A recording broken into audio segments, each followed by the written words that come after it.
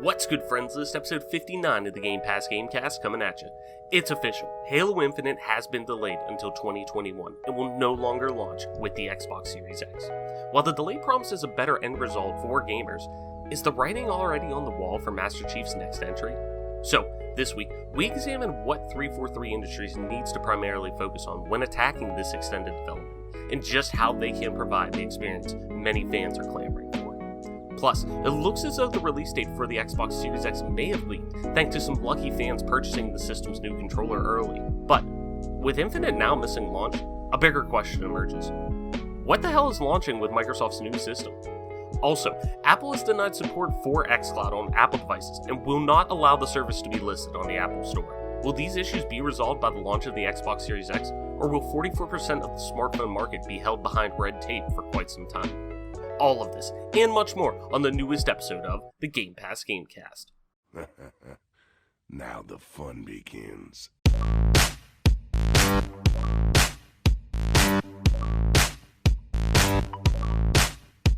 Richard. Stop!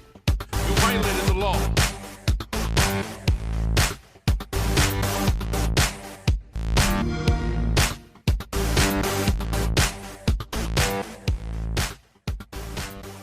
Welcome back to another episode of the Game Pass Gamecast, your weekly go-to podcast for all things Xbox, Xbox Game Pass, and PC gaming, including news, rumors, and conversation around them damn good video games. You can catch new episodes of the show when they drop each and every Friday morning on YouTube, Apple Podcasts, Google Podcasts, Spotify, SoundCloud, and all other major podcast services. So, be sure to subscribe to us, rate us, review us, all that jazz, wherever you get a podcast at, and follow us on Twitter at GPGC Podcast. Stay up to date with everything regarding the show, video games alike, and our dope giveaways, which we do have some coming up. I am your host, as always, Travis White, aka Travis, on most internet platforms. Joining me, as always, my partner in crime, Mike Peapack. Mike, what's good? What's going on? And what have you been playing? And before you even say, I think I know at least one thing, but I want to see if it comes true. But go ahead. Yeah, I mean, it's probably pretty easy to guess what I'm playing. I'll give all the listeners out there 5 seconds to make your predictions. I know, we spent a lot of time on this podcast recording it, doing effort. So I just want to give you guys a few seconds. All right. So if you have guessed that I have been playing Halo 3, you would be correct. That is a correct game. If you are saying that I have been playing Age of Empires, also correct. However, I have introduced a few new games into the fold, believe it or not. Jesus Christ, it's Jason Bourne. As a creature of habit and one of the, most habitual creatures in all of time, myself, talking about myself here. Well, naturally. I have mixed it up because I have worked in a game called Fall Guys, which hell yeah, we briefly talked about last week, and I've played it solo a little bit just because, so, like the one morning I got up at like 7:35, 7:40, and I had to go to work at 8:30, and it was like I was up and I didn't want to lay back down, and it was like, well, what can I really do to kill some time? And Fall Guys is like a perfect game for that.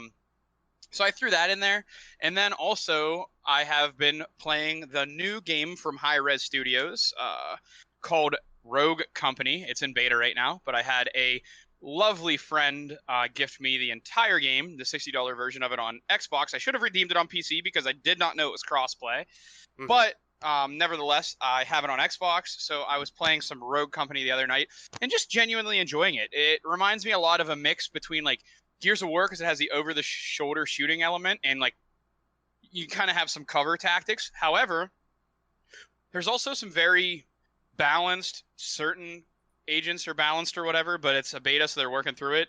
But it has some nice little abilities that the different characters have, which makes it a lot of fun.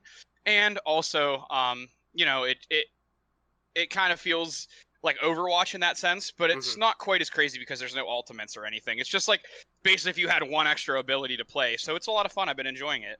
Yeah, and you were actually, we got together yesterday for the first time. I mean, you and your cousin John and I talk literally every day.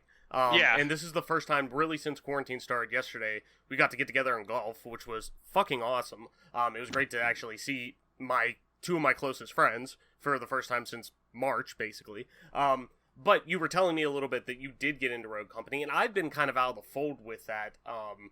and I've heard people talk about it. I've heard good things about it. I've heard primarily good things, I should say. A lot of people like the premise and the basis of it. Like, so just kind of catch me up on it a little bit. I know you kind of touched on it a little bit.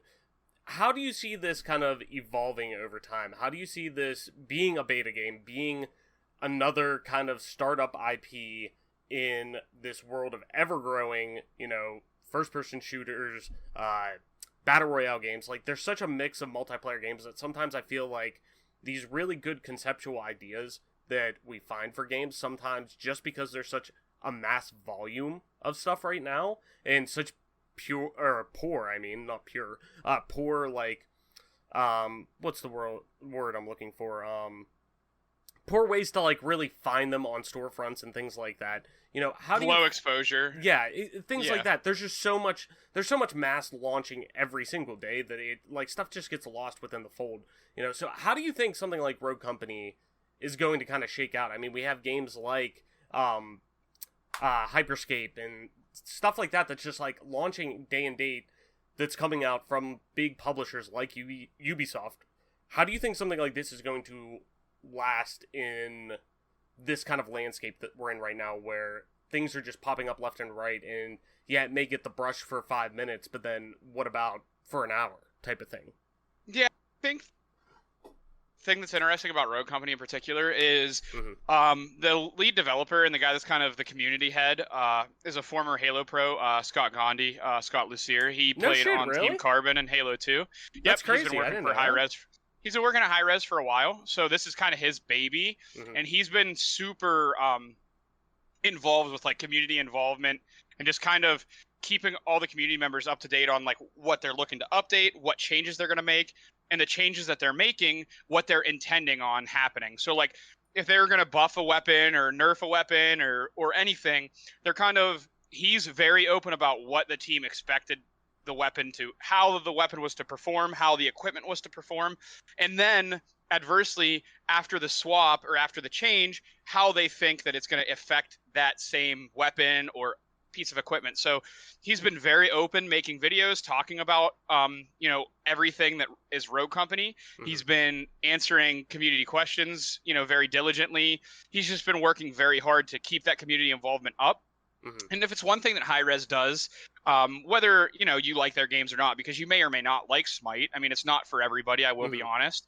But the one thing that they do is they are invested into keeping esports, for their games alive, because they still have the Smite Pro League. They spend a lot of, championship money on that. So the thing that I think that they're focusing a lot on Rogue Company is they're kind of trying to make a game that might not potentially compete with the top of the line, like the tier 1 esports, if you will. But I think that they are, focused on trying to give gamers an experience that is new and refreshing, but it also uses some proven tactics, and uses those wisely. So I'm excited to see how they do. As far as just, like, overall, how many players it's gonna have, its player base, I think it's still one of those niche games, and same with Smite. Like, it's a game that's a little underground, if you will. It doesn't have the most it doesn't have the most talked about developer. But like I said, I mean, if it's one thing that Hi-Rez takes serious, it's their esports. So I am curious and excited to see, how they handle that. I think that they're going to do a great job, especially with Scott. He's been involved with esports from, he played Halo professionally up through Halo 3. He was a personality for Call of Duty for Call of Duty MLG, whenever that was a thing. He was a commentator on that, commentated on Halo. So he has the chops, if you will. So I'm excited to see what he does with it. Nice. Yeah. I'll eventually have to check it out once it kind of I'm sure at this point, once it gets out of beta or something like that, but I definitely want to try it out. It seems to check a lot of the boxes I like too. So, on my end, for what I've been playing, the past, week has kind of been slower for gaming, just because it's kind of flip-flop. Last week you were in that boat, Mike. This week I'm kind of in that boat, where just real life stuff getting in the way with the move coming up, and packing, going shopping, buying all this fucking furniture, and all different kinds of shit, that stuff you wouldn't think you need. It's like the most annoying multi-$1,000 trip of shopping that you just don't want any of it. Like, bare minimum, you're leaving the store at least spending $100. on like anything. Like, and it's like, oh yeah, I guess we did need this like sync liner or some shit like that. It's like, I guess, yeah. But yeah, so I've been busy doing a lot of that recently. But I have been able to play. I've been playing some Fall Guys. My fiance and I have been playing that like every other night, something like that. It's something we can play together because it's so, conceptually easy to pick up and play. It's like built in that manner of passing a controller, and especially once it gets couch co-op, I think it's going to really be great. So she's been enjoying it? Oh my god, she loves it. So yeah, I saw you post on Snapchat a few times that she was like playing it. So it seems like a great game to kind of like involve someone who, I know she's into gaming and I know she's been getting more into it, but I also know she likes to be a observer. So it seems like a great game to kind of mix that with her. Yeah, it's something just easy we can both pick up and play. But outside of that, I've been getting back into playing Halo 3 on PC. I use the past couple of weeks when I'm playing Halo, specifically Halo 3 on PC, I'm wanting to play mouse and keyboard. I've been trying to teach myself to play that because just mouse and keyboard with any first-person shooter always feels much more natural to me. I think just because of the way it was conceptualized to begin with on mouse and keyboard. But even Halo, for the longest time, I was like, I never felt like that was the case with Halo because it was specifically designed with a controller in mind. But getting into it and now playing with it, it feels so natural playing that with, and I think it's just because of the presentation of the PC port of it on MCC with the high frame rates, with the the refresh rates on my monitor, playing it like that. It's just so smooth, so silky. It feels so natural playing with that now. And it takes a little getting used to, obviously, because it doesn't. Halo's specifically the original Halo games are such, to me, a more methodical and tactical experience compared to a lot of twitchy shooters like Call of Duty and things like that. Like, it's just, you're much more, like, I feel like it doesn't lean into, obviously, like, the CSs and, even like Valorant or something like that necessarily, like, all the way into tactical on that, and Siege, for example, something like that, where it's much more, you're continuously holding angles, you're doing things like that, but at the same time, there is much more, to me, much more tacticalness than compared to a Call of Duty or something like that, when you're focusing just straight up on, kill streaks and things like that. Like, it's a much more rooted, grounded experience. But I've been great. It's been great getting back into playing it consistently on PC and, getting my shot back in Halo 3, compared to really when I've been playing MCC, I've been playing Halo 1. So it's like completely coming back and changing your shot and getting used to playing and leading your shots again and things like that. So it's been great. I've been enjoying that. That's really, on my docket, all I've been playing for the most part. Just like I said, the past week has been crazy. We've been out. We went down to my family reunion too. So it's like, I just haven't had that time. But hopefully the next, kind of, since I've gotten a lot of the bigger packing done, I'll be able to kind of just chill out. Maybe actually like sit down and play something for a while. So I'm excited to do that. But Mike, let's get into Button Mash for this week. We're going to go through some quick hit news stories here before we get into our more topical discussion. So, starting off, existing owners of Control on console won't get a free upgrade to its PS5 and Xbox Series X version, but those who buy a new Ultimate Edition will. The Ultimate Edition was announced today, as of recording, so Wednesday, and will be released on Steam on August 27th, followed by Epic Games Store PS4 and Xbox One versions on September 10th. It will come with all previous upgrades in both of the game's expansions. Splinter Cell's Sam Fisher will be the next operator to join Rainbow Six Siege, and he will still no longer ever get a new video game, supposedly, and he will arrive with the Operation Shadow Legacy update as Specialist Zero, which I'm still excited about because I know I talk about it all the time. I'm a shill for Siege. I know it's like, I think it's a really fun game, but god damn it, just give Sam Fisher a fucking game already. My god, the poor bastard's been through the whole back catalog of Ubisoft franchises except his own, so god, just give that guy a fucking game again. Anyways, in an interview with VG247, senior gameplay designer at CD Projekt Red, Paul Capella, explained that the studio is, quote, not 100% happy where melee combat is right now in Cyberpunk 2077, but believes that in the months leading up to release, the team will make the required improvements. Quote, "We're spending a lot of time trying to perfect that, and we basically, we're not 100% happy, mostly with visual feedback on the hits, on melee," Capella said. Quote, "So, we're still working on it," which I fully trust CD Projekt Red. I'm not too worried about that. In the ever-growing world of delays, though, we got a bigger delay I'm sure everyone knows about at this point that we'll be talking about it in a little more in-depth, but a little smaller scale. Dirt 5 has been delayed by a week and will now launch on October 16th, and Vampire the Masquerade Bloodlines 2 has been delayed until the next following year, so 2021. Big one, finally, we're hearing something about Call of Duty 2020. Activision has finally began a viral marketing campaign that is leaning towards the reveal of 2020's entry in the Call of Duty franchise. Media and influencers have begun receiving mysterious packages that include older projectors and slides that provide hints towards the next game, while players have also experienced fake glitches, if you want to call them that, in Warzone that seem to reference the next game as well. A timer has also appeared showing a countdown to this Friday, indicating another teaser could occur, though 100 Thieves Noah J456 has stated that Activision directly told him it's only the next step towards the full reveal and not a full reveal itself. A teenage boy secretly spent $19,870.94 on Twitch donations in just 17 days by using his mom's debit card. My God! That poor I should say bitch, I guess, if we're talking about the woman, that poor mother. Luckily, she was able to recover most of it, though. As reported by Dot Esports, the donations, which wiped out, quote, years of savings, I'll fucking say so, for the mother, were made to streamers such as Tfue, Gorb, Ewok, Atlanta Falcons quarterback Kurt Bennickert, and Miami Heat's Myers Leonard.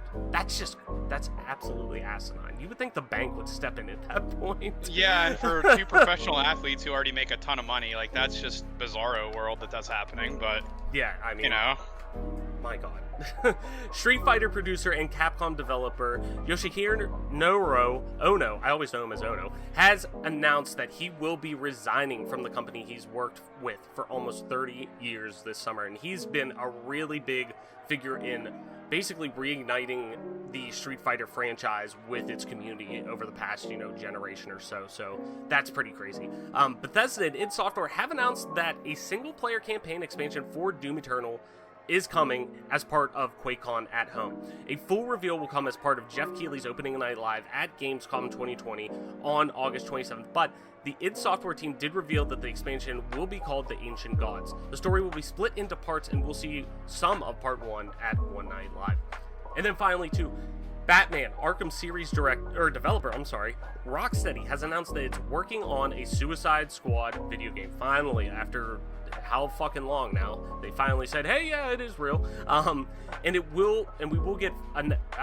And we'll announce further details on August 22nd as part of DC Fandom, DC Comics' digital fan event.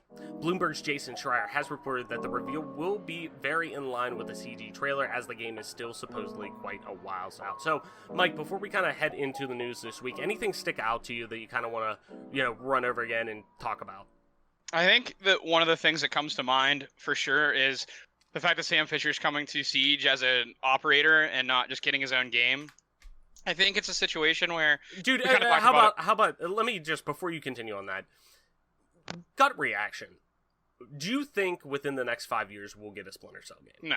Just like a full out, this is Splinter Cell, maybe not called Splinter Cell, but in that universe, a similar vein, I guess, of some kind of Splinter Cell game that isn't Sam Fisher appearing in anything else. I mean, if I'm being honest with you, man, I just don't see it. And the main reason why is I just don't think that game in particular is something that, basically with games being marketed to teenagers, I just don't think that it's something that on Ubisoft's radar they think that teenagers are going to enjoy in particular. Yeah. It's not necessarily I'm not dissing or anything like that, but I think that the slow, methodical gameplay that a great Splinter Cell really offers, which Splinter Cell games are great. I just don't think it's really something that the younger gaming generation is really looking for. You know, we've talked about it before on the show where you say how like Fortnite is so great for kids because it's like boom, you die, boom, you're back in a lobby, boom, you're back in a game. And I feel like Splinter Cell just goes against basically everything that everything is marketed to. So I don't think within the next 5 years we would see a game like that, because I just don't think that, you know, I think Ubisoft has an okay pulse on the market, and I think that they realize that the game's just not marketable. Not that there wouldn't be old school hardcore fans that would enjoy it. I just think just realistically speaking, I just think they understand that it's just not gonna go, you know? And I agree. And I think because look at modern Ubisoft right now. Everything, 90% of what they put out, they're open world action games for the most part. Now, Assassin's Creed, there still is an emphasis on stealth if you want that, which is great because somebody like me, in games like that, if I have the ability to take a stealth approach, I like challenging myself to be like, I want to get everyone before they notice me. I want that last guy left being like looking around, be like, wait, where'd everyone go? And then I just fucking mack him. You know, yep. I like having that. That to me, that speaks to me. But when you think of Splinter Cell and how that game is shaped and what it is at its core, you think, oh yeah, you probably could try to do something, but with Ubisoft, with how all of their games are built as really anymore just platforms in general. Like, they take so many big scale publishers, AAA publishers like Ubisoft, EA, they see games like, they look at Fortnite and they see, okay, how can we take X, Y, and Z franchise that we have, its next iteration, and how do we make that a platform? How do we make this being, how do we speak to, because in all honesty, people like us who, you know, we host a podcast, we play games, that's our like main form of like entertainment in terms of like a hobby that isn't like involved with technology, I guess. Like, to me, I'm passionate about gaming, you're passionate about gaming. You know, the vast majority of consumers, you know, they're probably only buying a couple games a year, where we're probably buying more, or we're more in tune with what's going on. The normal consumer is not. So right. They're trying to speak to that person, the majority, who is buying, you know, hey, I only have $200 to spend on games this year. What am I buying? Okay, I'm buying the new Madden, I'm buying the new NBA. Okay, oh, I want to play something else besides a sports game. Oh, I can get I can get Call of Duty. Oh, I can get Assassin's Creed too. Oh wow, look at all that content they have. Oh yeah, wow, and then like all my friends have Call of Duty. We're gonna play Warzone together. Like right. Yeah, exactly. So they're trying to find ways to make that a platform, and that I don't think, me personally, I still think they can make it, but I want more of a traditional Splinter Cell experience. And I know that when it eventually will, everything will get rebooted at one point. That's just the nature of what's going on in entertainment as it is anymore, which is fine, because me personally, I love whenever certain, you know, franchises, movie franchises and things get rebooted, because I like seeing people's takes on things. I think it's so interpretive of what, you know, gaming, art in general, film, whatever you want to call it. You know, I think all of that's so interpretive that people have different experiences with that they feel, okay, this is what I got out of it. I want to take that and make that into what I'm getting out of it to express how I feel about this. But, you know, I know that I'm never, the Splinter Cell game we're eventually one day, 20 years down the road, going to get is not going to be a traditional Splinter Cell. It's going to be some kind of open world approach, even like a Metal Gear Solid 5, where it's still mission based, but the missions are vastly open world-esque, that you're going to be in there for quite a while. So I think open world Splinter Cell would be reasonable. I do too. But I think it's one of those games where like I'm weary about Halo Infinite, because it is like a really great idea on paper, but you have to execute it a certain way, and that's the only thing that would concern me about Splinter Cell. It's what slightly concerns me about Halo, is you're gonna have to execute it in a way that, you know, people enjoy. And I know, you know, some people are gonna be like, oh well, who cares what the general consumer thinks? And I can promise you, 343 cares, you know. Yeah. But I'm glad you brought up the games of service, because that's kind of the second point I was going to touch on. While not necessarily a specific point in Button Mash. I think the CD Projekt Red, them talking about how they're not happy with how their melee system is turning out. Mm-hmm. I think, with Halo's news, which we will cover as a big news story coming down the road or coming down the line here on this pod, I think that you are seeing, not only are you seeing the effects of that COVID has on a development like this, you are beginning to see the strain that only $60 games puts on studios. Mm-hmm. And you've talked about it at length about how you believe that pretty soon it's going to be $70 or $80 for a game. And should it be? I think you're starting to get to the point where teams are running low, like bare bones, the crunch, all of that is kind of culminated from a fact that, you have a limited amount of resources that you can work with. You only have so much money that you can really hire people to help you create what you want out of a game. Mm-hmm. So not only are we seeing delays because of COVID, I truly think it's just a fact that game development studios are budgeting appropriately for a game that's going to sell for $60. Mm-hmm. And you are running into these teams being short-staffed, being under immense pressure to create something. They don't just think about if a studio would potentially have the money to maybe not double their studio size, but let's say add another half. So if you have 50 employees, you can add 25 more.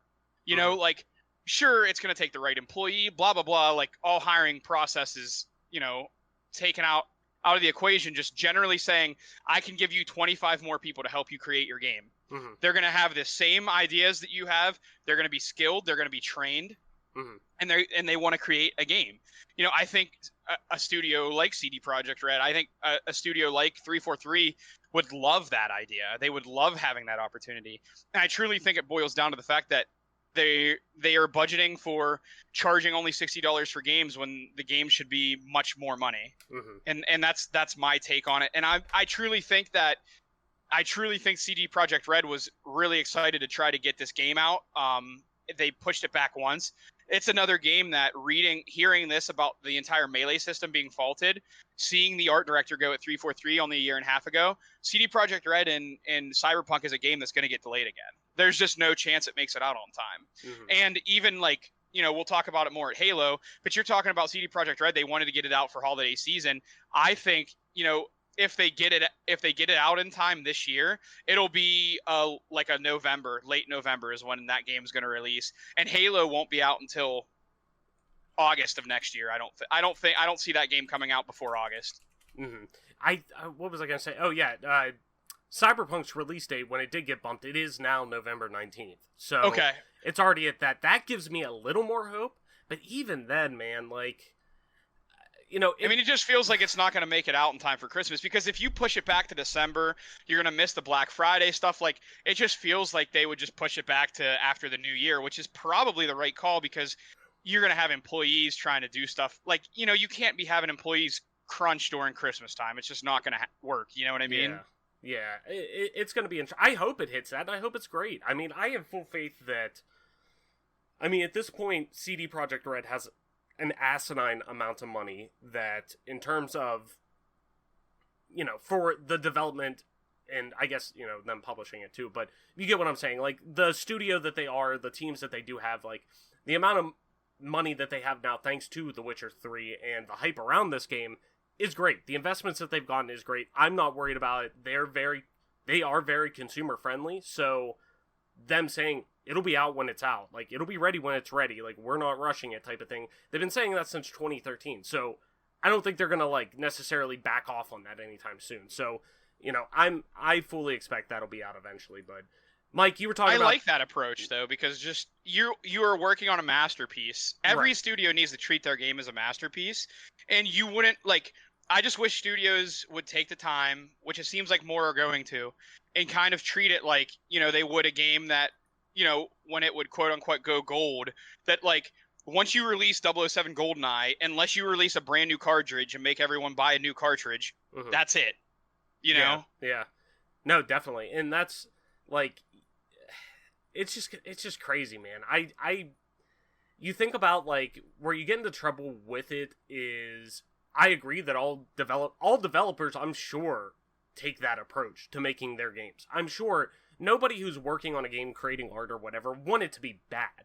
But that's where the line with, like, where the AAA space in terms of the publisher end with its investors and people pushing to get these games out from a monetary standpoint gets in the way, which sucks. Like, that's where it just gets annoying. And it is refreshing to have somebody like Cyberpunk, you know, with CD Projekt Red, or somebody like CD Projekt Red with Cyberpunk saying, like, hey, it'll be ready when it's ready. We're not going to rush this out. And even how Microsoft is approaching. Let's just head into the news, since we've been kind of skirting around it now for a little bit. Let's head into the news. We'll start off, obviously, with the big elephant in the room. Halo Infinite delayed to 2021. And then we'll kind of kick into what we were talking about, and so we don't have to keep skirting around it. This comes from Jonathan Dornbush over on IGN. As always, link in the description to all of our big news topics. Microsoft has announced that Halo Infinite has been delayed from its planned holiday 2020 launch to an unspecified 2021 release date. That means the upcoming Halo sequel from 343 Industries will not launch alongside the Xbox Series X as Xbox had previously planned. Xbox did not comment or confirm a new release window other than next year for Halo Infinite, explaining that the delay comes as the, quote, result of multiple factors that have contributed to development challenges, including the ongoing COVID-related impacts affecting us all this year, end quote. Microsoft's full statement on the delay of Halo Infinite reads as follows. Quote, today I want to share an important Halo Infinite development update with the community. We made the difficult decision to shift our release to 2021 to ensure the team has adequate time to deliver a Halo game experience that meets our vision. The decision to shift our release is the result of multiple factors that have contributed to development challenges, including the ongoing COVID-19 related impacts affecting us all this year. I want to acknowledge the hard work from our team at 343 Industries, who have remained committed to making a great game and finding solutions to development challenges. However, it is not sustainable for the well-being of our team or the overall success of the game to ship it this holiday. We know this will be disappointing to many, and we all share in that sentiment. The passion and support the community has shown over the years has been incredible and inspiring. We wanted nothing more than to play our game with the community this holiday. The extra time will let us finish the critical work necessary to deliver the most ambitious Halo game ever at the quality we know our fans expect. Thank you for your support and understanding. Halo Infinite was arguably the marquee launch game for the Xbox Series X, but Microsoft has clarified its launch plans for the next-gen console following the announcement. The console maker makes clear that there are, quote, more than 50 new games planned for this year across generations and optimized for Xbox Series X, end quote. Well, there you have it. Mike was right. Mike Peapack was right. I didn't believe it. I fully didn't believe it, but Mike Peapack was right, calling it quite some time ago, arguably really since the inception of the show 59 odd weeks ago now. Yeah, and that was a year ago, and I was already saying that it wasn't coming out. That Halo Infinite wouldn't hit its intended launch date. That's crazy. So, Mike, where do we go from here? Where's this game go from here? You know, what needs to be addressed in this potential, I'm just going to say, year delay first and foremost, because, I mean, really with no true release date, you were kind of hinting at it before when we were talking in Button Mash, but, you know, there's no true release date attached to this besides year. It'll be summer of next year. I wouldn't be shocked if it's later even. So, you know, does this make you feel better about the future of this title? Kind of just unwrap all of this for me from your perspective, who has, you know, been so intricately connected to this franchise since really its inception. It's kind of it's kind of like a point where you kind of just, it's like one of those things that like everyone knew, mm-hmm. especially with some of the scathing reviews that came out off Glassdoor. You know, especially with the news that the art director, they you know, had to switch directions completely with their art direction a year and a half ago. Mm-hmm. It's just there's a point where everything seems to be working against, you know, the proper release of a game. And for Halo Infinite, that's definitely true. Whenever you have a game, whenever Microsoft's invested $500 million into a game, which to this point is still the most expensive game being developed of all time, it's basically the last-ditch effort for a franchise that, you know, for all intents and purposes, was the the prime was basically the franchise of all franchises for, a long time. About 10 years of being that game that just pushed the console sales of the Xbox pretty much single-handedly. Everybody was going out to their mom, going to their dad saying, hey, like, I need to get Halo. And, their parents were like, what the hell's that? You have a PlayStation. Why do you need an Xbox? And it's like, well, I can't play it. So when Halo was that game for Xbox for so long, it's gotten to a sad state that it's just not even close to something that people are worried about. I think it's the right call. I think, the competitor in me is sad because while I'm excited to compete in Halo 3 again, I was really looking forward to hopefully getting my hands on, Halo Infinite and maybe getting a chance to compete in it a little bit before I was 30. It's just getting to the point we still where got that chance. We still got that chance. Yeah, but I'm getting so old. Like, once you get to 28, 29, it's like, dude, it's time to give it up. And it's purely a passion project. So obviously you never want to give up on passions, but I have other hobbies. I wouldn't rather necessarily spend time golfing or doing this or doing that, but it is getting to that point in my life where I'm 28 and 29. And sometimes after I have a gaming session, I'm like, look at the clock and I'm like, Jesus Christ, what did I just do with my life? And now I'm not saying like I'm still not a hardcore gamer or anything, but like, I'm not talking about your casual 3-4 hour. I'm talking an 8-hour day of playing Halo, to compete. Like, what are you doing at that point? There's so much. Right. Not that I'm sold on needing to be productive every hour of every day. I'm not like, oh, every American just needs to look at their time as labor that they could be spending doing something else. Like, I'm not that type of person. But capitalism. At certain point, it's just time to really do something else. No, 100%, man. The passion's still in there for me to compete. So as a competitor, I'm a little devastated because I was really looking forward to, getting a new game. But for, if we're just being completely honest here about the game, I don't, competing in online cups is cool. It's fun. You don't have to travel. You save a lot of money. But dude, if you're not getting to go to LANs to compete, you're not really competing. It's fake. So we weren't going to get to compete this year because COVID isn't going to be over. COVID's not going to be over till, I don't even know that it'll be over next spring. It'll probably be next summer until large events start happening in the United States again. So it's like, if I can't start landing till then, what's the point of even playing a new game? So like, it's just, there's a whole big ball of fucked up emotions going on. But I think the one thing that the Halo community, most of the cynics that have been there through thick and thin and are pretty sick of just getting the short end, basically just getting shafted. I think the overwhelming majority of us kind of have this feeling of like, if you've been developing this game for 5-6 years, you used it as the excuse for why MCC was a heaping pile of shit on release. You weren't attentive to Halo 5 as much because you were developing this new game. It's frightening that a game with such a large budget and a large amount of time in development is coming up short of its deadlines. It's one thing to like want to make the best game you can make, and I have no doubt that that's what 343 Industries is planning on doing. But at some point, the consumer has to look at it and be like, if you can't hit a 5 or 6 year window with that budget, how can I trust that an extra 6 months is going to be what you need?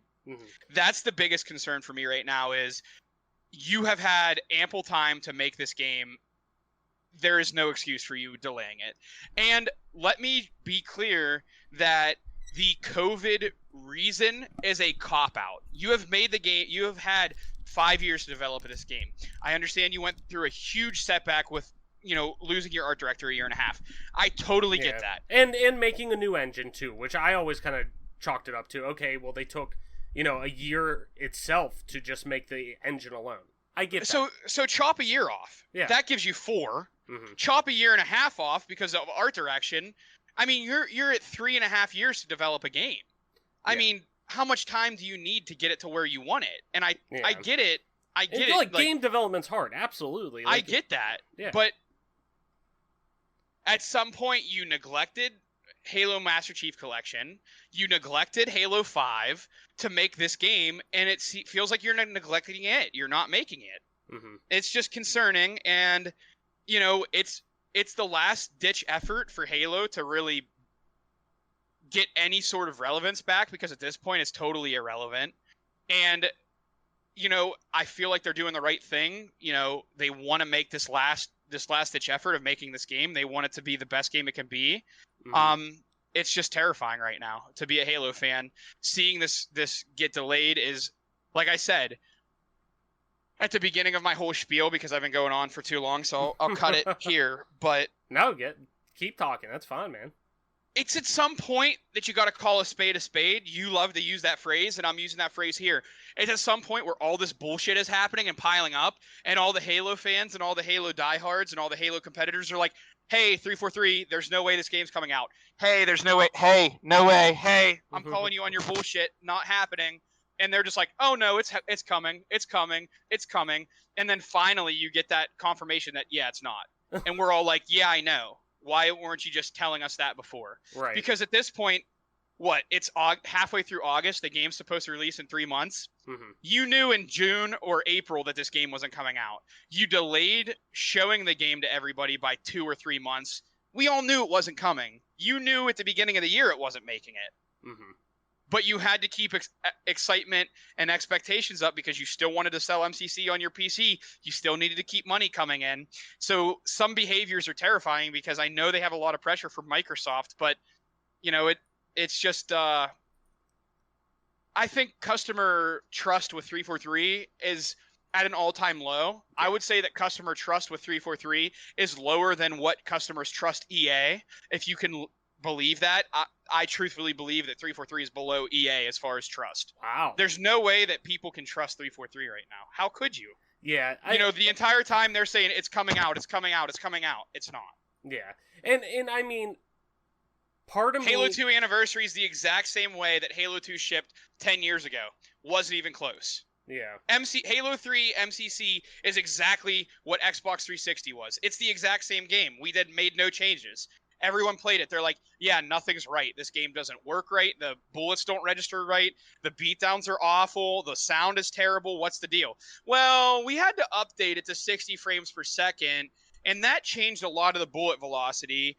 And now, 6 years later, they're finally toying with the idea of turning bullet velocity down to 30 frames, which there's a video on YouTube for all you out there. It's too long for me to go into a spiel of what that is going to do to the game. Mm-hmm. But basically what they did is they upped the frames to 60 frames per second, but didn't change the bullet velocity. So you're seeing things on your screen at 60 FPS, but your bullets are performing like at 30 FPS. So of course your bullets aren't hitting right because the game's not working right, because they have it turned up in one way and your bullets are registering like you're seeing something different.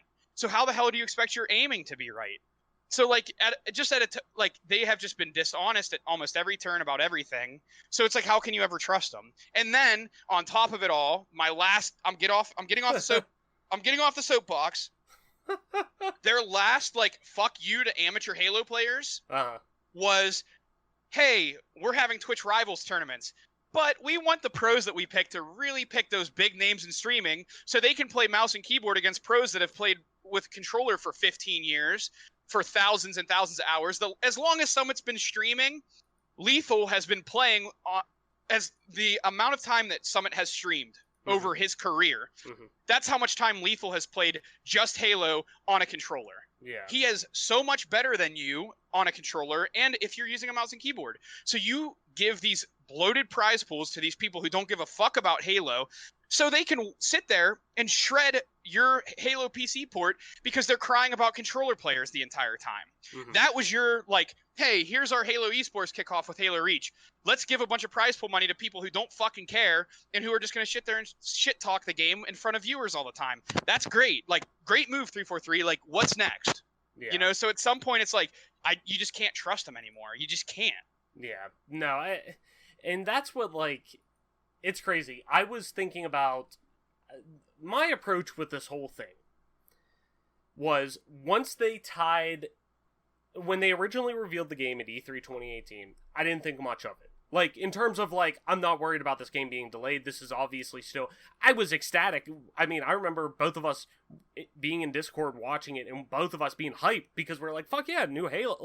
Even though Halo's was at, I'd say it's come up a little bit from where it once was, but, when it was at its lowest point, it's still, okay, there's new info about Halo. We're still, drawn to that franchise. We still have that nostalgic, pull to it. I still want to And there's still a super hardcore fan base out there that are, like, better than, basically, like, I'm a Halo fan because I've played more Halo than they ever have or ever will play, but that was strictly in multiplayer. You have entire Reddits or subreddits for Halo. It's pretty much all people who have read every book.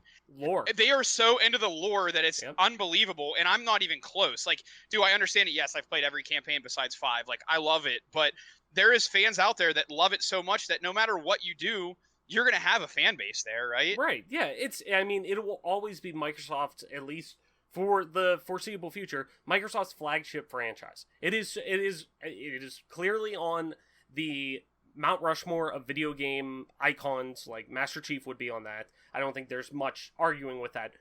But when it came out in 2018, we were both ecstatic. I didn't expect it to be out anytime soon. I expected that to be down the road. It's in the cooker. Like, we're good. But as soon as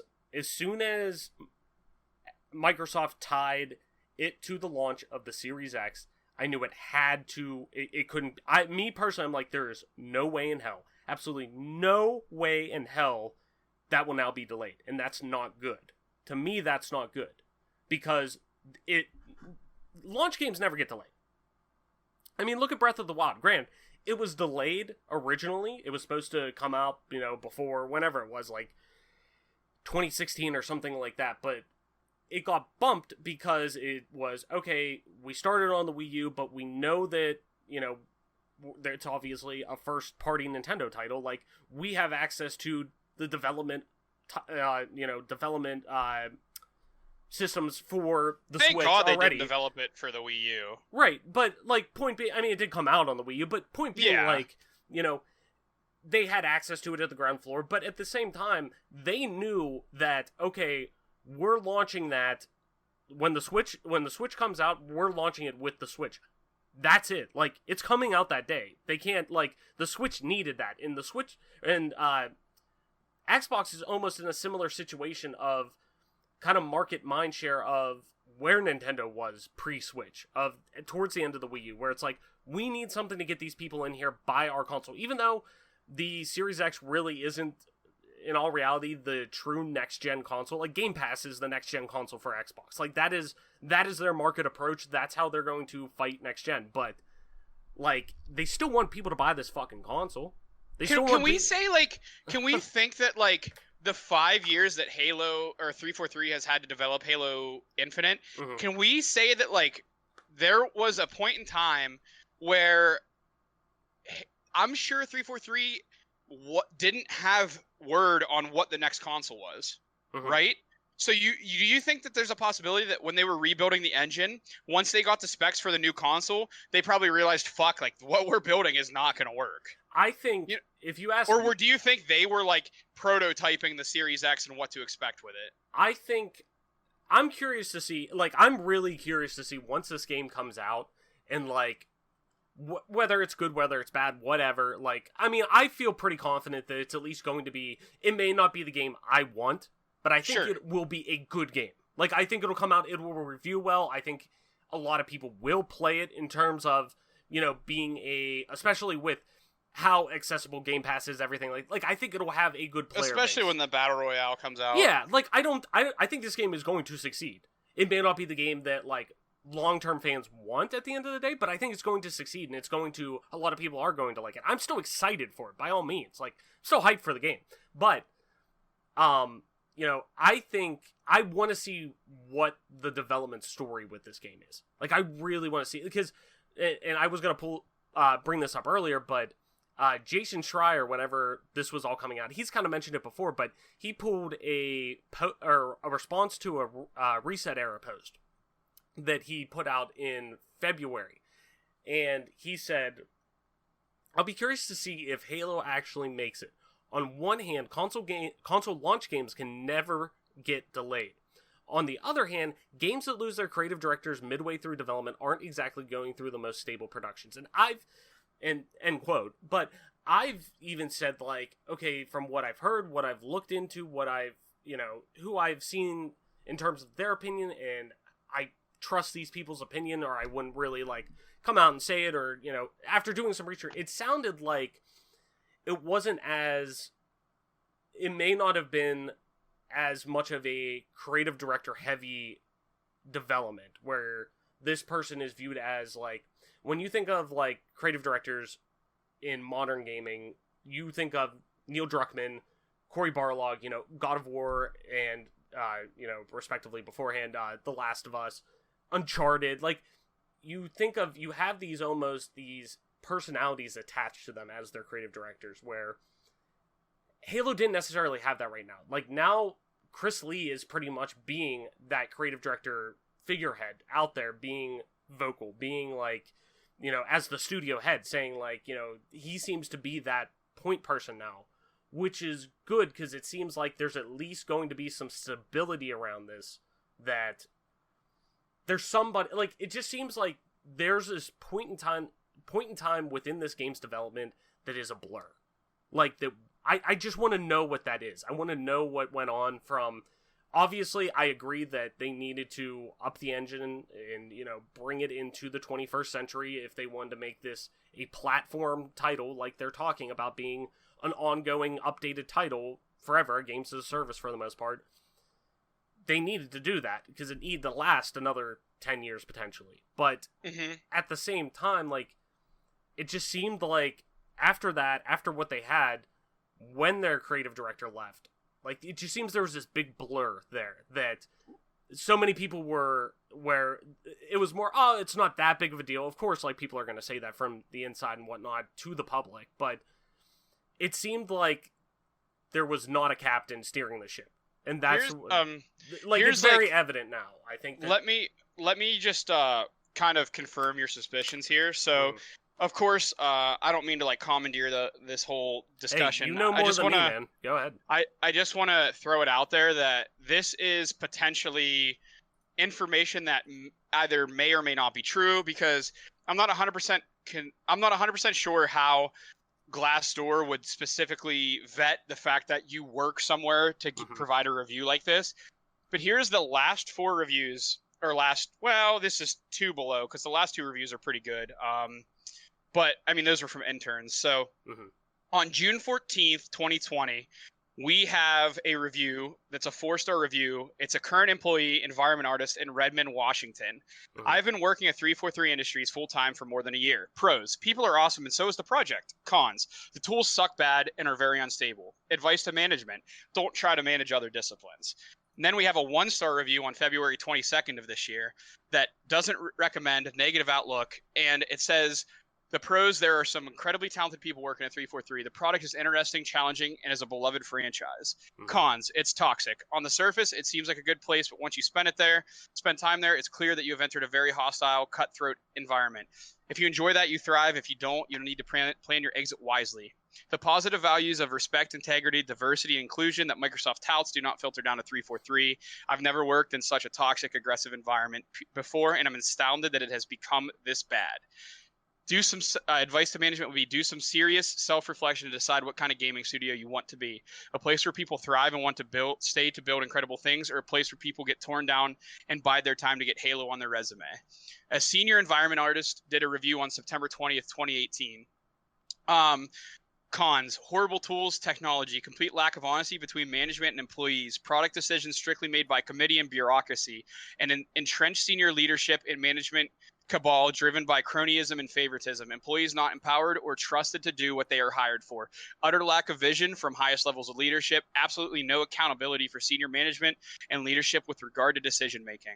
So it seems like from April 2017 to February 22nd of 2020, there's 3 reviews that are just absolutely shredding 343. And again, you can't really, I don't know that you can take it as law, because I don't think that there's any, you can't provide, I don't think you have to provide proof to leave a workplace review. You might have to, but again, everything you are saying, everything I am concerned about stems directly from this type of environment that it seems like 343 has, and it is literally, at least some of our concerns are validated by these reviews of working there, you know? Mm-hmm. Yeah. No, I agree that this seems like just such a hard egg to crack. You know what I mean? Like, or such a hard nut to crack type of thing. Like, that, I don't know, man. It's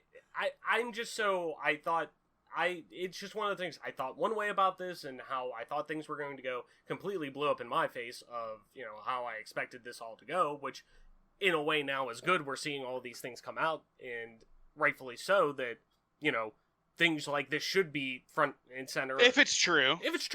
But I did want to preface the entire spiel with that too. And obviously the very much so, a lot of times the loud vocal minority is heard when, yes, the vocal or the non-vocal majority isn't, who, sometimes is happy with the situation, but that's not always a good thing either. So, it's just such a hard nut to crack. I just want this game to succeed. I want people to play Halo again. I want Halo to have that mind share within the market again. When it comes to esports, when it comes to just gaming in general, I want that to still be that, up there with the Marios, the Zeldas, the Uncharteds, the Gods of War. You get what I'm saying? Where it's recognized once again as this, budding, like, top tier video game franchise. And I think when you look back at history, it obviously is. But currently, no. So, fingers crossed that hopefully, things turn around. And I definitely see this. If you ask me, I think we're looking at a September launch like Halo 3 was. I think where you're getting it in, or at least in that holiday window next year to push consoles. But I don't know. It kind of leads us. I'm just going to head into our next one because that discussion kind of leads into what I was going to start talking about. So anyways, the Xbox Series X could launch on November 6th. This comes from Tom Warren over on The Verge, as always, link in the description. Microsoft confirms this week that the Xbox Series X will launch in November, but the company could be targeting a very specific date, November 6th. While the ongoing coronavirus pandemic may affect Microsoft's exact launch date for the Xbox Series X, distributors seem to be getting ready for November 6th specifically. An anonymous tipster who recently purchased an unreleased Xbox Series X controller sent me an image earlier this week of what is claimed to be the box that these controllers are stored in at distributors. The box specifically tells retail stores that receive the shipments not to sell or display the controllers until November 6th. Microsoft has used similar orange quote-unquote street date stickers on packages at its retail stores in the past too. It's still not clear exactly how these controllers ended up on sale across Chicago over the weekend. The people selling these controllers have not responded to requests from The Verge about their origins, and those that have purchased them are none the wiser. Some people who have managed to purchase the controllers have registered them on Microsoft's support site, only to find out that the warranty expires on November 5th, 2021. If you calculate that in terms of end dates, it's exactly a year warranty after a November 6th release. Microsoft typically provides a 90-day warranty for individual controllers, so the company is either extending its warranty period here, or the system is working on the broader one-year warranty that's associated with Xbox consoles. I asked Microsoft to explain the early appearance of the Xbox Series X controllers on Monday, sorry, but the company refused to comment.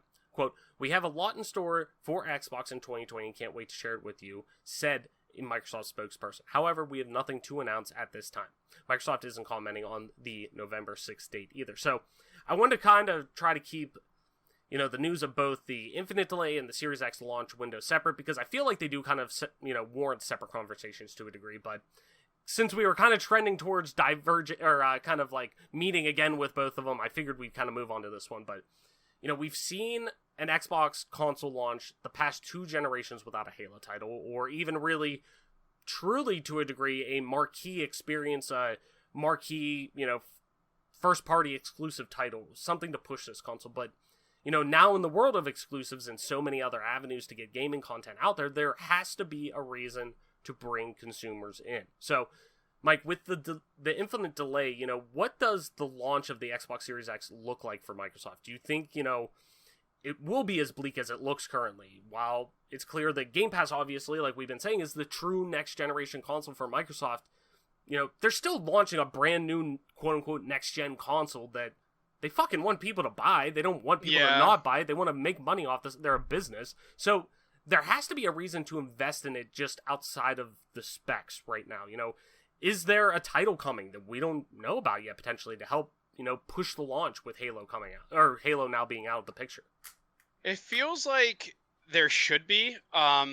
Now, obviously, recently, Xbox and Microsoft haven't been the best at keeping their secrets. Mm-hmm. So it almost feels like if there was something big coming out for the release, everyone would already know about it because, again, Microsoft can't keep their secrets right now. And there's a lot of leaks, a lot of different companies, and it comes from a lot of different reasons. I could start a political podcast about it with capitalism and not being paid enough and people being bribed with money to, spill the beans. And if companies paid them more, maybe they wouldn't accept the bribes. Like, there's a million reasons why info leaks. Mm-hmm. We would have heard if there would be a game coming out. As far as how bad is the release going to be, it's looking really horrible. The only thing that could really potentially save it is like maybe if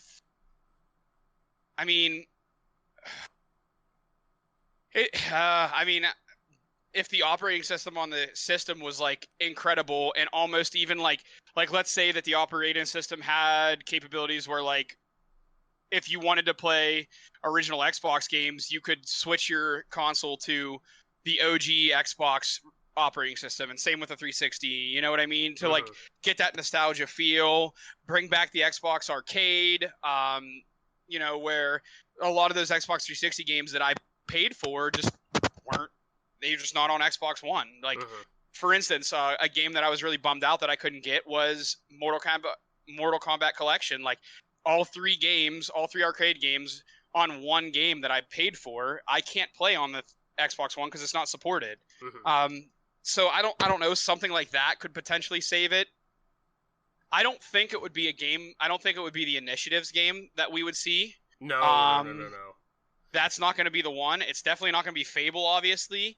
I just think that this is a system that's going to release basically without anything to really drive its sales. Yeah, and that's my biggest worry, that they're,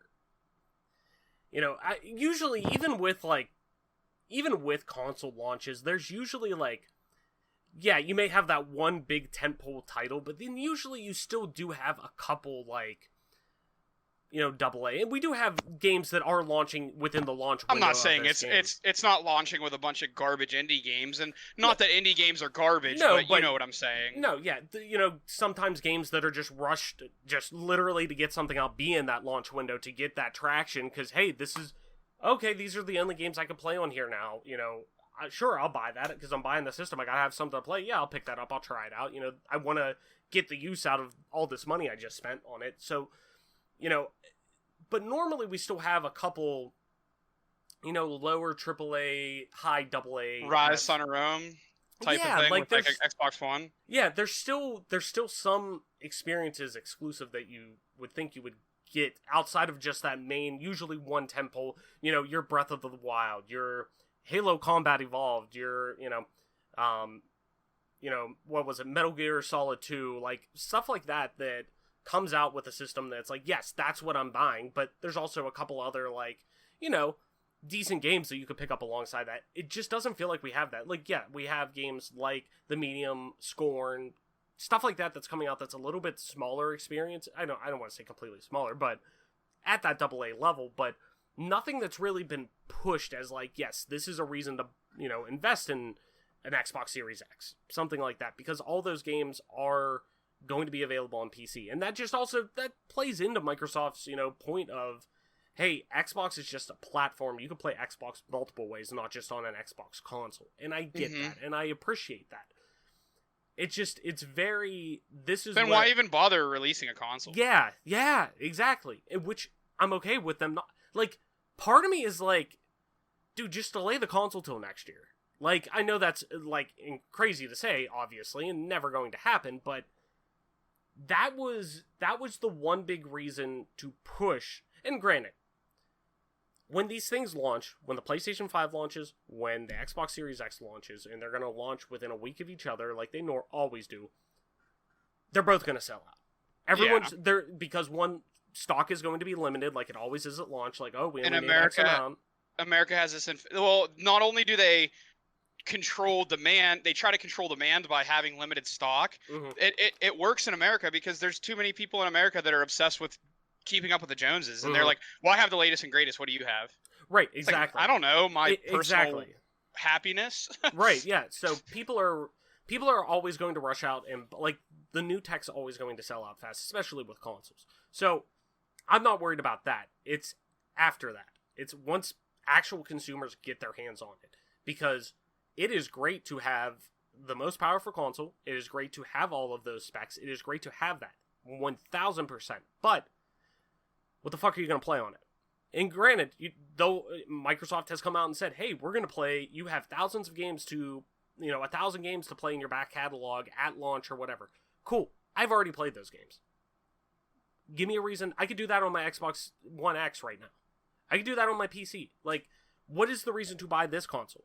And you launching Halo Infinite on side of it, at least saying, like, intrinsically tying it to it, like, yeah, you could play it on Xbox One, you could play it on PC, but you want to play it on Xbox Series X. Right now, they don't have anything to prop the Series X up with.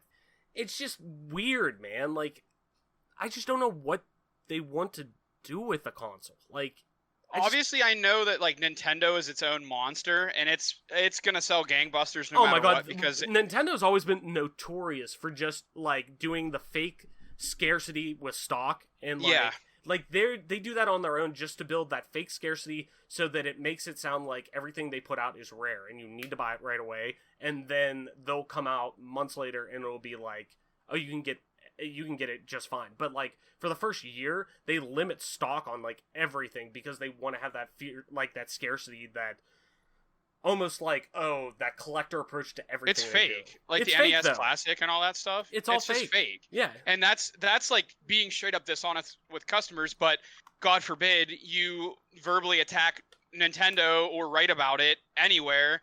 You're going to get nuked by Nintendo fanboys, and then alternatively, Nintendo's just going to bar you from ever doing anything with them, which, that's integrity within reporting is a whole different topic for a different show. And whether or not game reviews or console reviews are legit or paid for, like, I have become increasingly critical of Rotten Tomatoes with movies. I have become increasingly critical with IGN because it just doesn't feel legit. Yes. Mm-hmm. So when you talk about Nintendo, you talk about not only do they create fake, scarcity, they also do this wonderful thing where they make dog shit consoles, but they have great games that you can't get away from these dog shit consoles. The Switch being basically my main talking point, because the Switch is a joke and it can't even run Breath of the Wild. You can't run through the grass without actually playing the game. Yeah. But like, it's Nintendo. The game's amazing. So, like, if anything, Microsoft, while, again, Nintendo has its fanboys and it's never going to not sell, Microsoft should, like, look at Nintendo and be like, their console's garbage. Mm-hmm. The Wii, garbage. The Wii U, garbage. God, did those consoles suck. But they have games, and they sell like fucking crazy. So maybe Microsoft would look at that and be like, wow, Nintendo, while having a leg up on us because they are legendary, boy, do their games suck. Or boy, do their consoles suck, but their games are amazing, so everyone loves them. Right. Like, don't you think that might, like, strike a chord with Microsoft? No, not with these guys. These guys feel like they're so out of touch with the fucking market sometimes. It's like, sometimes they make these decisions that you're like, wow. It's almost like Phil Spencer's a consumer. Like, he's like a poor consumer. Like, he makes $40K a year in his struggles. And then at other times, like, now it's like, they're so clueless. Like, what are they doing? Yeah. I'll never bag on Phil Spencer because, like, I mean, he's the man. And by it, I didn't finish that thought there, but in terms of, like, I'll never bag on him for being, like, the fake gamer executive, because, like, that dude fucking grinds. I mean, Phil Spencer grinds games. Like, I'll give him credit. Yeah, exactly. At least virtually. So, but yeah, man, I gotta have a reason to, even beforehand, like, I still was probably gonna play Infinite on my PC. Like, I'm gonna have unlimited frames. Yeah, I'm gonna play it on that. Now, granted, I have Game Pass. I'll, of course, play the campaign at least on my console, because, like, I won't stream it on Mixer. No. Well, no, not at all. The other day, whenever I opened up the Mixer app, like, I was like, oh my god, I still have it on my phone. It just, it didn't even load to, like, a... It just closed. It just did the infinite load. Like, it wouldn't even, like, I was hoping I'd at least get a, oh, sorry, we moved on, you know? But, no, didn't even get anything like that. But, man, I hope I get a reason to buy this system at launch right now. Because I'm going to eventually buy it. 100% I'm going to buy it. I love the ecosystem that Xbox has right now. I love Game Pass. I want to buy the system. But, like, right now, I'm going to buy a PlayStation 5 before this. Because I have a reason to. I want to play Miles Morales. I want to play the few other exclusive titles that are coming day one with PlayStation. And granted, I just love playing on every system I can. But I want a reason to buy the Series X. I want a reason to invest in that. And right now, I just don't have that anymore. So I don't know, man. It's just I hope they have something else that could be, you know, close within the pipeline, almost like an Oblivion-esque launch where, you know, originally it was planned to be at least in the very close, if not launch lineup, but was bumped to early spring. That, hey, maybe there's something like that comes out, you know, 4 or 5 months later that is big, that will kind of pull me in and make me say, yeah, I gotta buy that system. But oh well, we'll see. I think like the last point I just want to make on it is just because you just pulled on something that I really think I just want to get your quick opinion on, because my quick opinion is, like, it isn't fair if another development studio like The Initiative or someone else has to rush a game because 343 couldn't hit their 5-year deadline. Yeah. I do want to make that a point, because, you know, you saying how, you know, maybe in 6 months, well, maybe there's a game that's going to be on the brink of ready to come out, and Microsoft is just going to pressure the shit out of that studio to get it out because 343 couldn't do their job. Right. Like, that's unfair. Right. No, it is. And I think us seeing, let's put it this way, the fact that Microsoft gave them the green light to delay, I think says a lot about the state that Microsoft's in right now. That, hey, we're okay with you not, like, if it isn't done, we're okay with you waiting. Not, hey, they can afford it. Right, but point being, comparatively, like, they feel confident enough on their end to say, hey, we're launching this system, like, we need a title on here, but you know what? This game isn't ready. It's important enough to us that we want to see this game succeed, and we know that it's what you need to have as much time as you need, type of thing. Like, that says a lot about Microsoft, in my opinion, but we'll see. At least they're not trying to, like, kill it. Right, 100%. So, I don't know, man. But one thing that's getting killed on Microsoft's end, see that little segue there, our last news story here that we didn't get a chance to talk about last week, Apple blocks Project xCloud on iOS. This comes from Wesley Yinpol over on Eurogamer, as always, link in the description.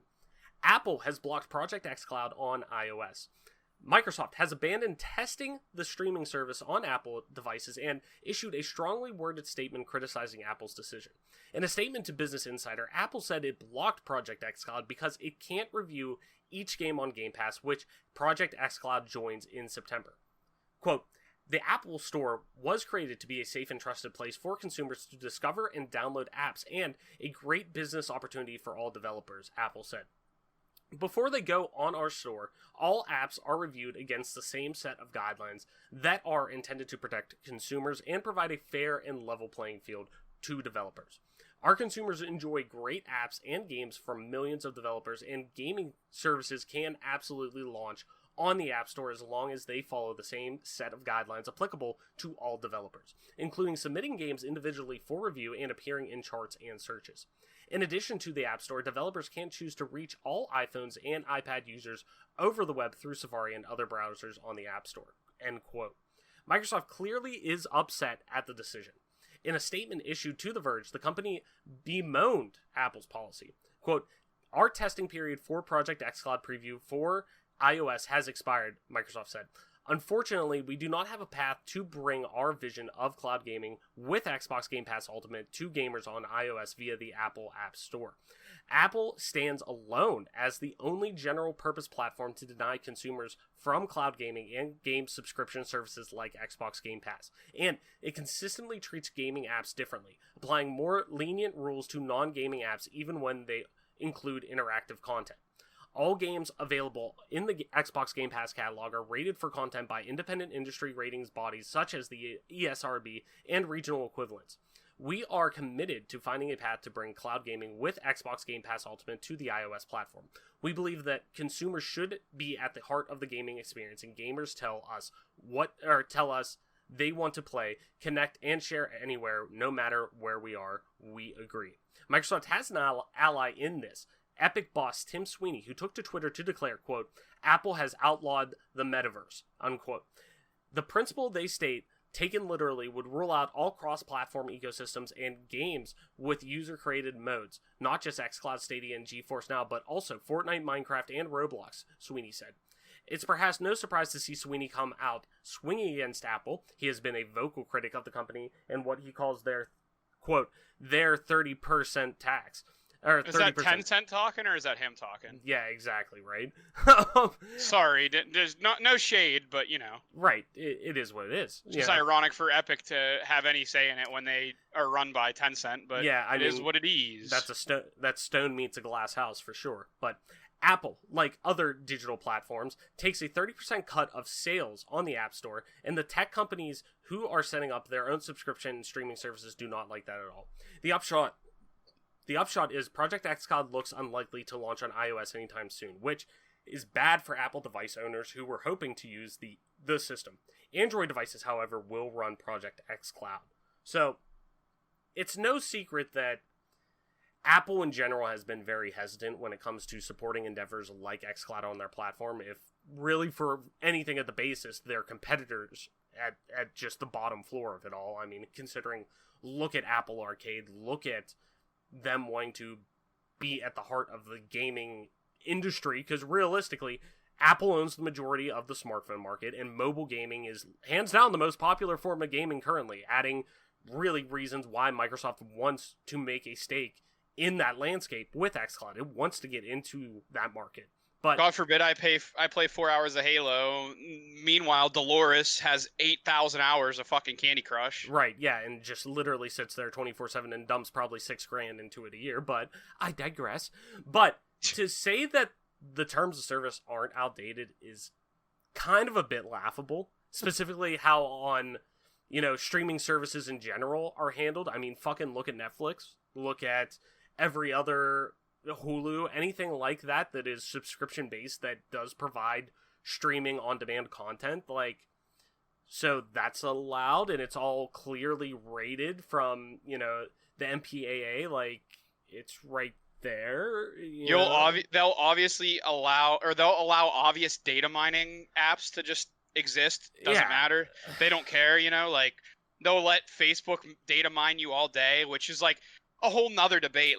The fact that Facebook data mines, that's another discussion, but they just don't take a stand against the data mining at all because why would they? Right, 100%. So, Mike, do you see there being a resolution to this between both parties, whether it be Microsoft agreeing to some of Apple's demands in their terms of condition in some degree, or Apple amending some of their procedures and requirements to get on the App Store to kind of play nice with each other, knowing this is a big financial undertaking on both ends that could be very beneficial on both ends? Or do you see this kind of being a lasting topic by the time next gen rolls around? Do you think we're still going to be talking about how can they make this work?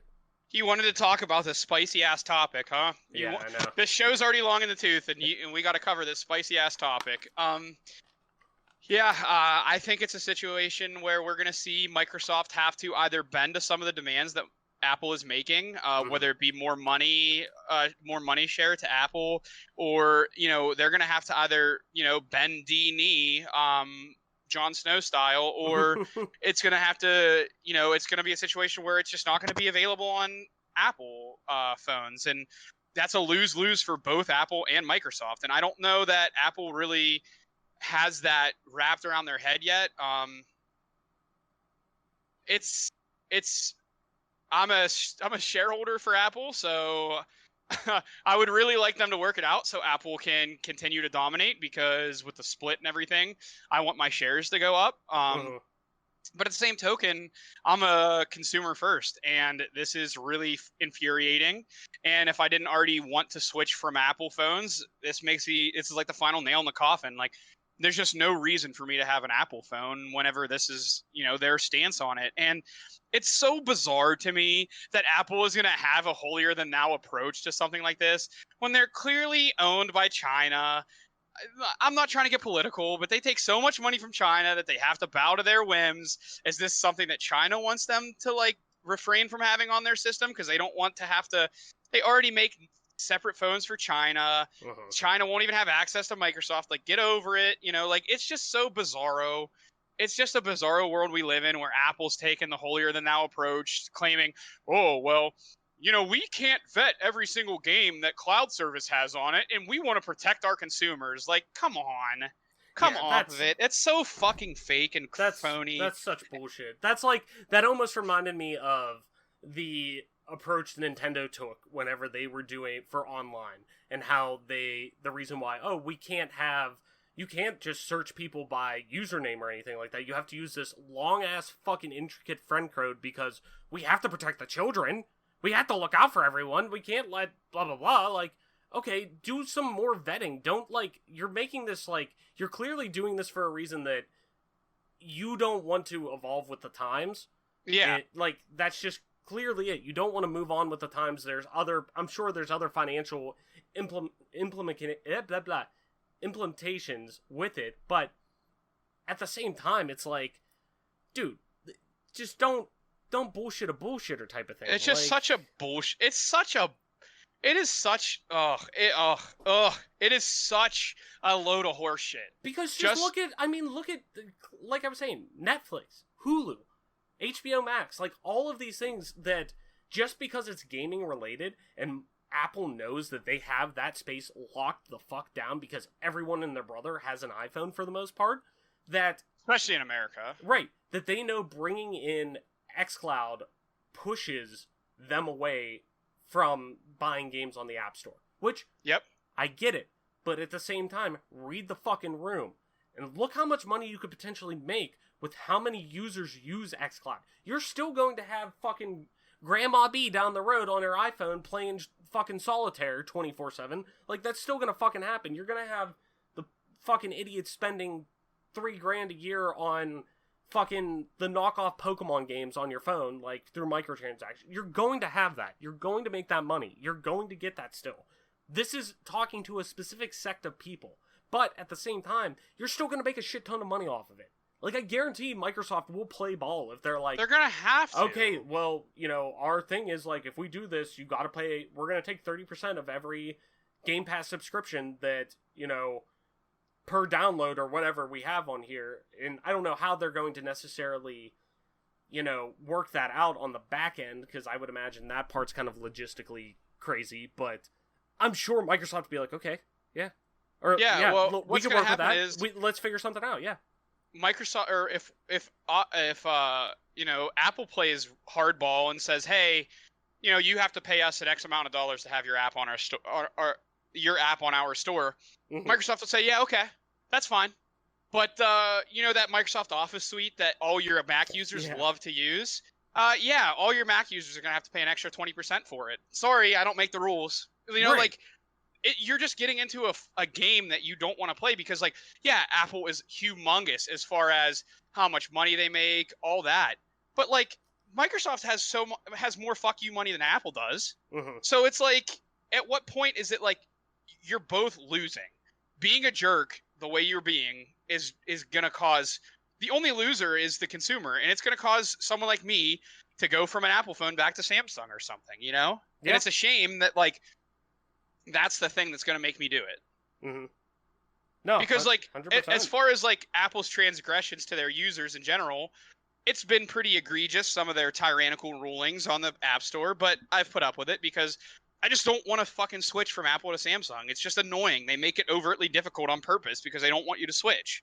But it's to the point where you're just going to have to bite the bullet and take it, Right. It's goofy. Yeah, it's just egregious at this point. I mean,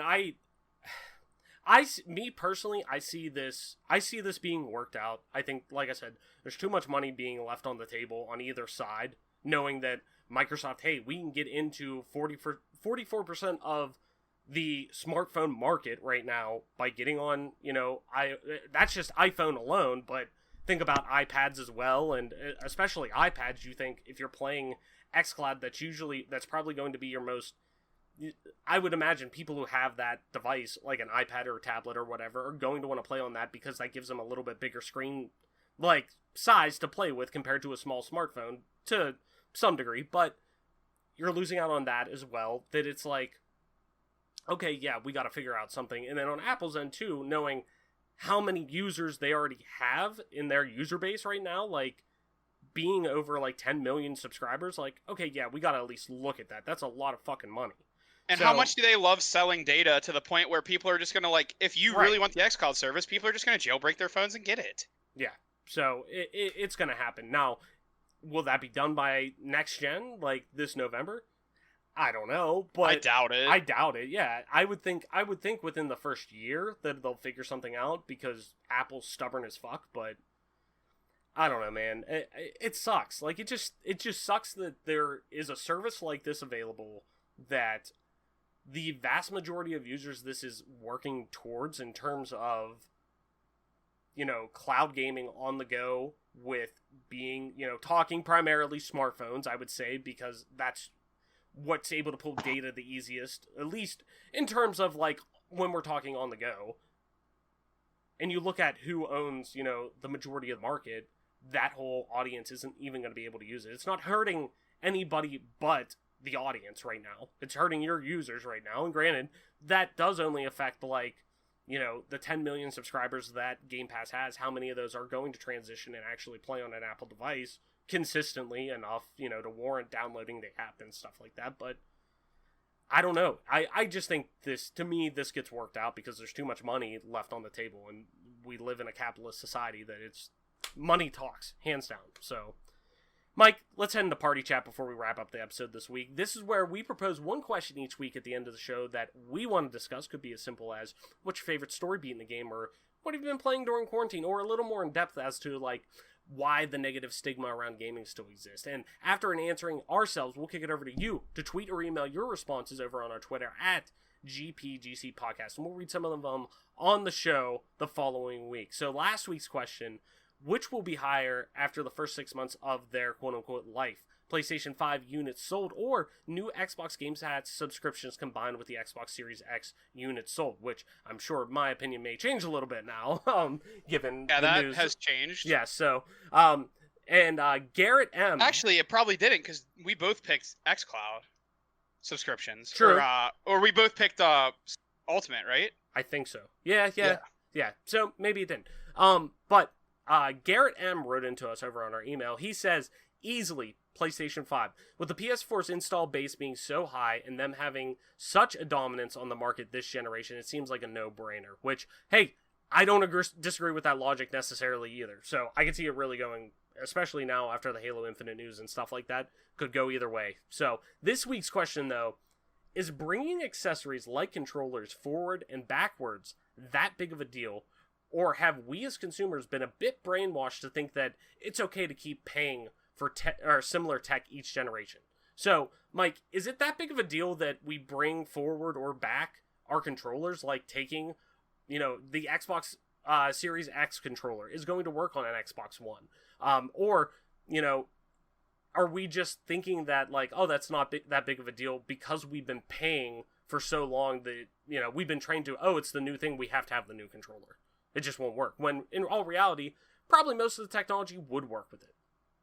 Yeah, I think for me, it's like I spent so much time playing on an Xbox 360 controller. I preferred that so much more than the Xbox One controller. Mm-hmm. So I really wish that it, like, bringing controllers forward was more accessible. Like, I could have basically played with an Xbox 360 controller on my Xbox One. I really wish that was the case.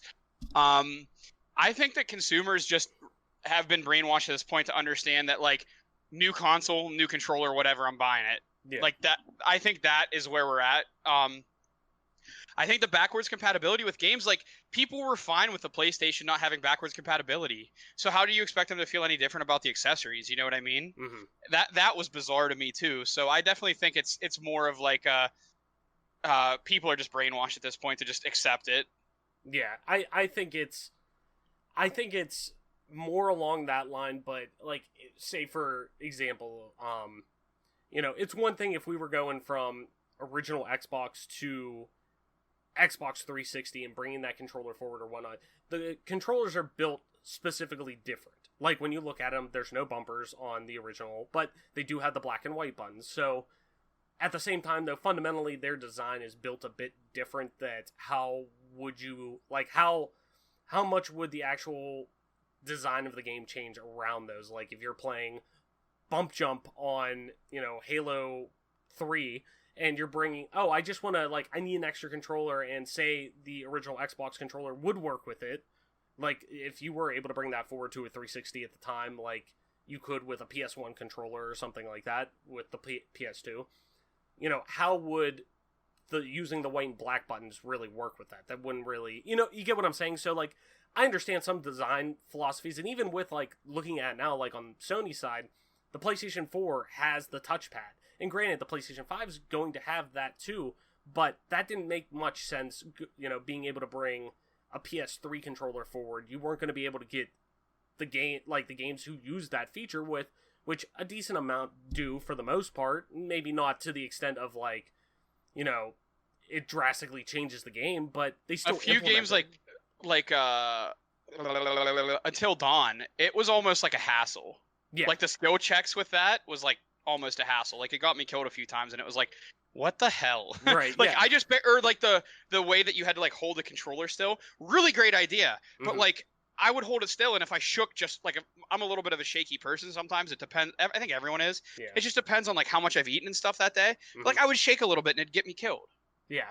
No, definitely. And that's where, like, some of that stuff gets a little too crazy, but at the same time, like, I don't know, man. I think we're a bit brainwashed to believing in that, but I'm in the mind that, hey, you know what?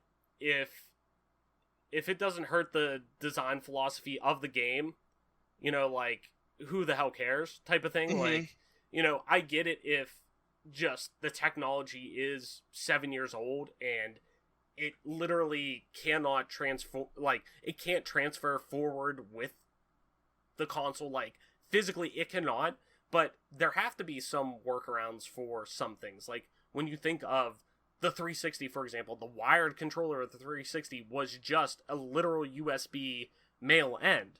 How did that not work? How could that not work? Like, especially when we're talking, like, backwards compatibility and stuff like that now. Like, some people may just, hey, I want to play with the 360 gamepad because I'm so used to it. Compared, like you're saying, you played so long on that. If you want to play Halo 3, maybe you want to play with that. Like, it should work, like, technically, but I think we're a bit brainwashed, and I think that kind of leads us to believe that those things shouldn't work. But that's our answers, ladies and gentlemen, and we want to hear from you now. So go over to our Twitter account or our email at GPGC Podcast. Let us know your answer to the questions, and we may put you on the show if you got a dope answer like Garrett did this week. So, Mike, I think that's going to do it for our episode this week. Why don't you tell people where they can find you to talk about all we talked about? The Halo Infinite delay, fucking the Xbox supposedly launching in November, and all kinds of other stuff, and how bad Apple sucks, obviously. Where can people find you on the internet to talk about that? You can find me at Toy Soldier, TOYSXLDIER on Twitter, and at MP_Toy Soldier on Twitch. Nice. And as always, I'm your host, Travis White, aka Travis, on most internet platforms, including Twitter at Travless_. That's TRAVLESS_. You could also find me streaming time to time on twitch.tv/Travless_, same as Twitter. And if you want to play some video games with me over on Xbox Live, you could do so at just regular Travless. That's TRAVLESS. And this, ladies and gentlemen, has been your newest episode of the Game Pass Gamecast, your weekly go-to podcast for all things Xbox Game Pass, and PC gaming, including news, rumors, and conversation around them damn good video games. You can catch new episodes of the show when they drop each and every Friday morning on YouTube, Apple Podcasts, Google Podcasts, Spotify, SoundCloud, and all other major podcast services. So Be sure to subscribe to us, rate us, review us, all of that jazz wherever you get a podcast at, and follow us on Twitter at GPGC Podcast. Stay up to date with everything regarding the show, video games alike, and our dope giveaways. And with that being said, thank you so much for listening, sharing, and being a part of our growing community. Game on, wash your hands, listen to the doctors, Black Lives Matter, and we will see you next week.